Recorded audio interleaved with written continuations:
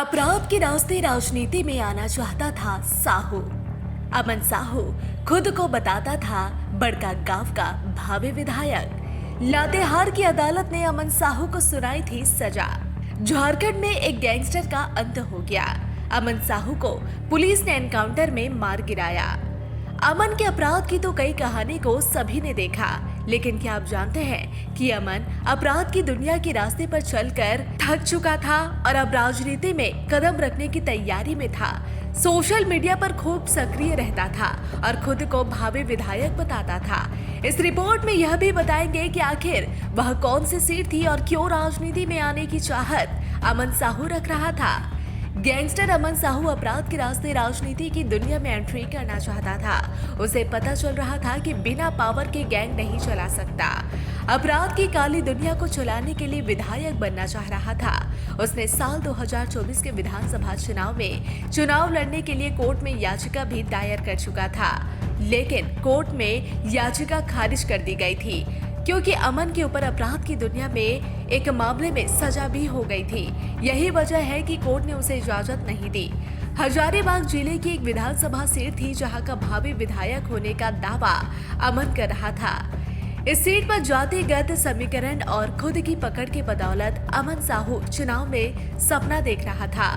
हजारीबाग की बड़का गांव वह सीट थी जहां से अमन चुनाव लड़ने की तैयारी कर रहा था, लेकिन कोर्ट से इजाजत नहीं मिलने के कारण वह चुनाव नहीं लड़ पाया था। इसके बाद फेसबुक समेत अन्य सोशल मीडिया प्रोफाइल पर वह खुद को बड़का गांव का 2029 का भावी विधायक व समाज सेवी बताता था। रायपुर जेल में रहने के दौरान भी उसके फेसबुक पेज से कई नेताओं को जन्मदिन की बधाइयां दी जाती थी। बड़का गांव से चुनाव लड़ने की इच्छा जाहिर करते हुए अमन साहू ने लातेहार के सेशन कोर्ट में सजा पर रोक लगाने की मांग की थी। लातेहार अनुमंडलीय न्यायिक दंडाधिकारी ने रंगदारी के मामले में दोषी पाते हुए उसे 3 साल की सजा व 5,000 का जुर्माना लगाया था।